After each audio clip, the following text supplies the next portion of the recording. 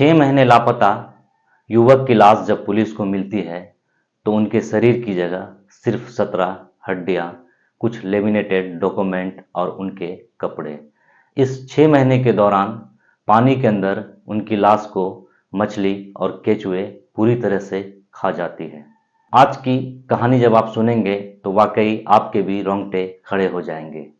आदाब, नमस्कार। आप देख रहे हैं द रियल स्टोरी और मैं हूं आपके साथ जुनैद अनवर।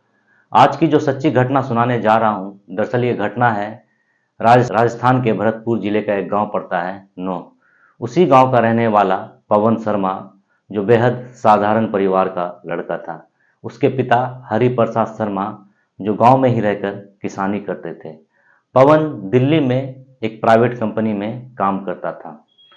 पवन की शादी 3 जून 2015 को कानपुर की रहने वाली रीना से होती है। रीना एक अच्छी लड़की थी। उसके ससुर हरिप्रसाद शर्मा रीना को अपनी बेटी की तरह मानती थी। रीना भी बहू से बढ़कर बेटी का फर्ज निभाती थी। पवन शादी के बाद दिल्ली चला जाता है। धीरे धीरे वक्त बीतता चला जाता है। साल आता है 2019 का।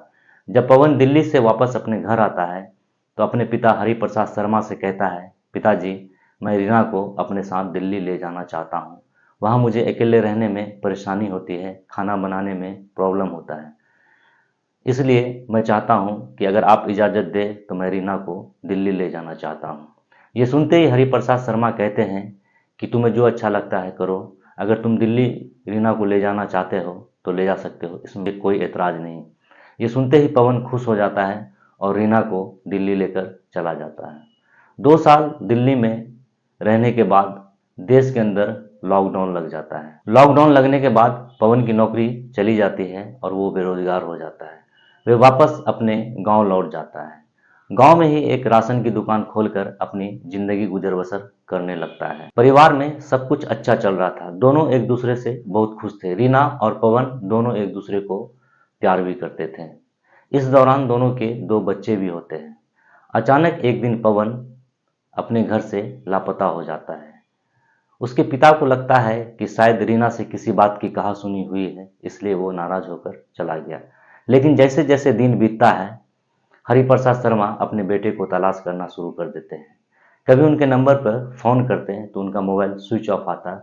उसे अगल बगल आसपास ढूंढने की कोशिश करते हैं, लेकिन पवन का कोई पता नहीं चलता। वे शाम को लौटकर जब घर आते हैं तो अपनी बहू रीना को समझाते हुए कहते हैं कि घबराओ नहीं, शायद गुस्से में कहीं चला गया है, कल उसका गुस्सा शांत होगा तो वापस घर लौट कर आ जाएगा। मगर देखते ही देखते 5 दिन बीत जाते हैं, लेकिन पवन का कोई पता नहीं चलता। थक हार कर हरिप्रसाद शर्मा आखिरकार चिकसाना थाने जाकर बेटे की गुमशुदगी का रिपोर्ट दर्ज करवाते हैं। पुलिस अब पवन की तलाशी शुरू कर देती है, मगर पुलिस को भी पवन के बारे में कुछ पता नहीं चलता। पुलिस पवन के मोबाइल का जब आखिरी लोकेशन चेक करती है तो पवन का घर ही आ रहा था। ऐसे में पुलिस का शक पवन की पत्नी की तरफ जा रहा था। पुलिस पवन की पत्नी रीना से पूछताछ करना चाह रही थी, लेकिन पवन के पिता हरिप्रसाद शर्मा ढाल बनकर खड़े हो जाते थे और पुलिस से कहते थे कि नहीं, रीना से कोई पूछताछ नहीं होगी। मेरी बहू पे मुझे बेटे से ज़्यादा भरोसा है, इसलिए मैं नहीं चाहता हूँ कि मेरी बहू रीना से पूछताछ कर उसे परेशान किया जाए। आज 10 दिन से वे वैसे ही परेशान हैं। पुलिस को इस केस में न तो कोई सबूत हाथ लग पाता है और न ही कोई सुराग। पुलिस धीरे धीरे इस केस में दिलचस्पी लेना भी कम कर देती है। देखते ही देखते 5 महीने का वक्त बीत जाता है, लेकिन पवन के बारे में कुछ पता नहीं चलता। एक दिन अचानक जब पवन के पिता रात के 12 बजे अपने ही घर के आंगन में टहल रहे थे, तभी उन्हें रीना के कमरे की लाइट जल रही दिखाई देती है। वे जैसे ही कमरे की ओर बढ़ते हैं तो उन्हें कुछ आवाज़ सुनाई देते हैं। वे जब कमरे के अंदर झांक कर देखते हैं तो उन्होंने सपनों में भी ऐसा दृश्य नहीं सोचा होगा। दरअसल उस कमरे के अंदर रीना एक लड़के के साथ आपत्तिजनक हालत में होती है। दोनों में से किसी के तन पर ना तो कोई कपड़े थे और न ही दोनों के बीच कोई शर्म। ये देखकर हरिप्रसाद शर्मा का भरोसा अपनी बहू पर से तो टूट ही जाता है, साथ साथ अपने बेटे की याद उन्हें आने लगती है। ये देखकर हरिप्रसाद शर्मा के आंखें नम हो जाती है। फिर भी वे अपने आप को किसी तरह संभालता है और रीना के कमरे को बाहर से लॉक कर देता है। इसकी सूचना वे सबसे पहले पुलिस को देते हैं और दूसरी तरफ वो लड़का जो रीना के कमरे में था उसका नाम था भागेंद्र। उस लड़के का घर पवन के घर के बगल में ही था। दूसरे तरफ उनके परिजन को इसकी सूचना देते हैं। पुलिस से पहले भागेंद्र के परिवार वाले आते हैं और बेटे को समझाए बुझाए बगैर वे हरिप्रसाद शर्मा से उल्टे झगड़ने लगते हैं। वे लड़ झगड़ कर अपने बेटे को ले जाने लगते हैं। भागेंद्र उसी समय जोश में होश खो बैठता है और हरिप्रसाद शर्मा से कहता है कि अगर मेरे और रीना के बीच में कोई भी आएगा तो मैं उसकी जान ले लूँगा। अब हरिप्रसाद शर्मा का शक रीना और भागेंद्र दोनों पे और गहरा जाता है। कुछ ही देर बाद पुलिस भी आती है। हरिप्रसाद शर्मा इस घटना की सारी जानकारी पुलिस को देते हैं। अगले सुबह रीना भी अपने मायके कानपुर चले जाती है। इधर पवन की बहन जब पवन के कमरे की तलाशी ले रही होती है तभी उन्हें एक खून लगी हुई रजाई मिलती है। हरिप्रसाद शर्मा जैसे ही ये रजाई देखते हैं अब उनका शक यकीन में तब्दील हो जाता है। वे तुरंत रजाई को लेकर पुलिस पहुंचते हैं।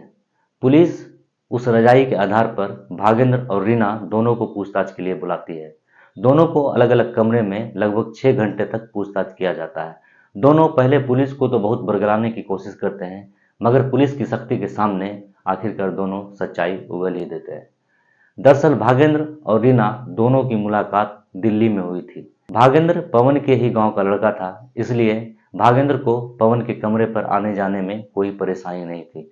पवन जब अपने काम पर चला जाता था तो भागेंद्र चुपके से उसके कमरे में आता था। रीना और भागेंद्र के बीच धीरे धीरे नज़दीकियाँ बढ़ती गई और ये नज़दीकियाँ प्यार में बदल गई। अब पवन जब काम करने अपने कंपनी जाता था तो उसके पीठ पीछे आता था और रीना के साथ वक्त गुजारता था और दोनों के बीच कई बार शारीरिक संबंध भी बने थे। अब 2 साल बीतने के बाद जब पवन वापस रीना को लेकर अपने गांव आता है तो अब रीना भागेंद्र के बिना नहीं रह पाती। उधर भागेंद्र का भी यही हाल था, वो रीना के बिना नहीं रह पा रहा था। अब रीना भागेंद्र को जब एक दूसरे से मिलना होता था तो भागेंद्र अपने गांव आ जाया करता था। रीना अपने ससुराल वाले के साथ साथ अपने पति को भी नशीली दवा देकर बेहोश कर देती थी और अपने प्रेमी भागेंद्र को बुलाकर उसी रूम में उसी बिस्तर पर उसके साथ संबंध बनाती थी। ये सिलसिला काफ़ी वक्त तक चलता रहा। एक दिन अचानक रीना भागेंद्र को फ़ोन करती है और कहती है, भागेंद्र कहाँ हो, मुझे तुमसे मिलना है। उधर भागेंद्र भी कहता है कि मैं भी तुमसे मिलना चाहता हूँ। भागेंद्र दिल्ली से वापस अपने गाँव आता है। इधर रीना भी भागेंद्र से मिलने के लिए तैयार थी। रात के 10 बजे उन्होंने अपने पति और ससुराल वालों को नशीली दवा देकर बेहोश कर देती है। 12 बजते ही भागेंद्र रीना के कमरे के अंदर आता है। कुछ ही देर बाद जब पवन की आंख खुलती है तो वे भागेंद्र और रीना को आपत्तिजनक हालत में देखकर गुस्से से आग बबूला हो जाता है और वे भागेंद्र पर हमला कर देता है। मगर भागेंद्र और रीना दोनों मिलकर पवन को उसी रूम में गला दबाकर उसकी हत्या कर देता है। अब दोनों पवन की लाश को ठिकाने लगाने का प्लान बनाने लगता है। पवन की लाश को बोरी में भरकर गांव से 2 किलोमीटर दूर एक नहर है, उसी नहर के पास रात के 2 बजे लेकर पहुंचते हैं और उस लाश में लगभग 15 किलो का पत्थर बांधकर उसे नहर के अंदर डाल दिया जाता है। इस घटना की सच्चाई सामने आने के बाद भागेंद्र और रीना दोनों को तो गिरफ्तार कर जेल भेज दिया गया। दोनों की जिंदगी तो बर्बाद हो ही गई, साथ साथ वो दोनों बच्चे जो पवन और रीना के थे उनका भविष्य भी अंधकार में चला गया। इस घटना के बाद पवन के पिता हरिप्रसाद शर्मा कहते हैं कि मैंने रीना को अपनी बेटी की तरह माना था। अगर रीना को मेरे बेटे पवन के साथ नहीं रहना था तो वो नहीं रहती। मेरे बेटे की हत्या कर उन्होंने मेरी ज़िंदगी ही बर्बाद कर दी। इस घटना को लेकर आप क्या सोचते हैं, कमेंट्स करके ज़रूर बताइएगा। इस चैनल को पहली बार विजिट कर रहे हैं तो प्लीज़ चैनल को सब्सक्राइब कर ले, बेल आइकन दबा दें ताकि आने वाले हर एक वीडियो का नोटिफिकेशन आपको मिलता रहे। शुक्रिया।